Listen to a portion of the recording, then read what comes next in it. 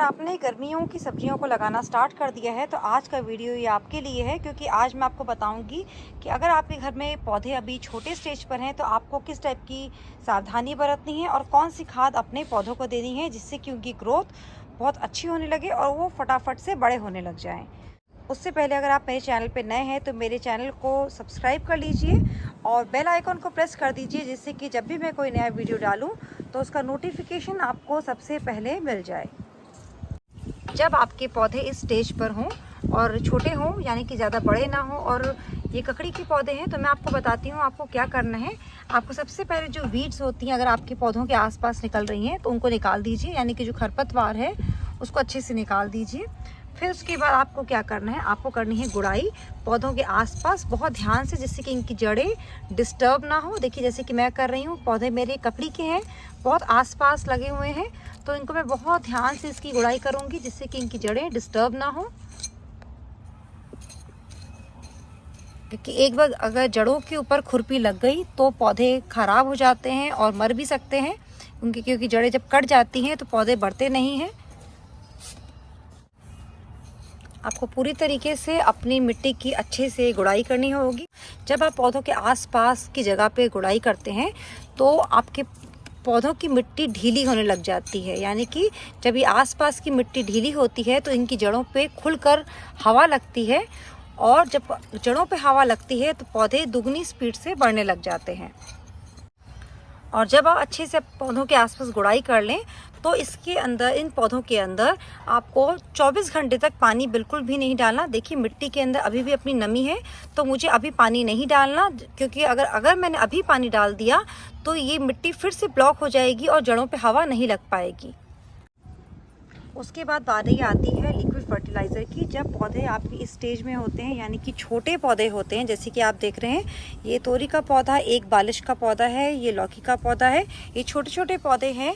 ये छोटे पौधे छोटे बेबीज़ के जैसे होते हैं, तो इनको जो सॉलिड खाद होती है वो नहीं पचती, यानी कि ये डाइजेस्ट नहीं कर पाते। तो इन पौधों की अच्छी ग्रोथ के लिए हमें कोई भी लिक्विड फर्टिलाइज़र चाहिए होता है।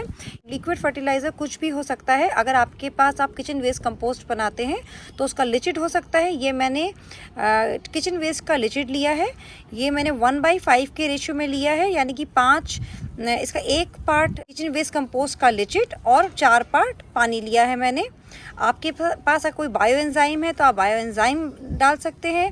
अगर आपके पास वो भी नहीं है तो आप गोबर की खाद को या कंडे को या वर्मी कंपोस्ट को 48 घंटे के लिए पानी में भिगो कर रख दीजिए और 1:5 की रेशियो से अपने छोटे पौधों को दीजिए। पौधों में लिक्विड फर्टिलाइज़र को क्यों डालना चाहिए और सॉलिड खाद को क्यों नहीं डालना चाहिए, क्योंकि ये जो छोटे पौधे होते हैं इनको सॉलिड खाद कम असर करती है, लिक्विड खाद जल्दी असर करती है।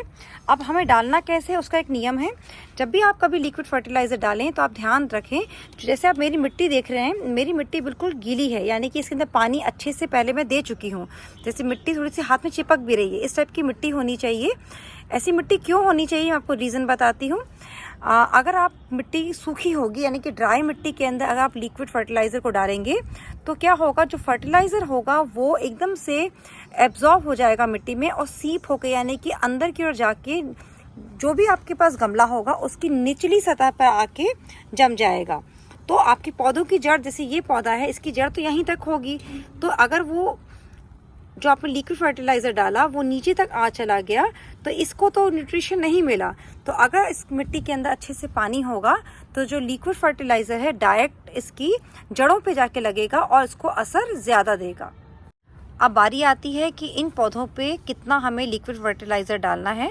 तो ये पौधे, जैसा कि मैंने आपको बताया कि ये एक बालिश का पौधा है, ये भी छोटा सा 6 इंच का पौधा है, तो इस फर्टिलाइज़र को मैं इसकी जड़ों में बहुत ही कम डालूंगी, बस इतना ही इसके लिए सफिशिएंट है। अगर हम ज़्यादा डाल देंगे तो फिर अगेन ये सड़ने लग जाएगा पौधा, इसकी जड़ें सड़ने लग जाएंगी और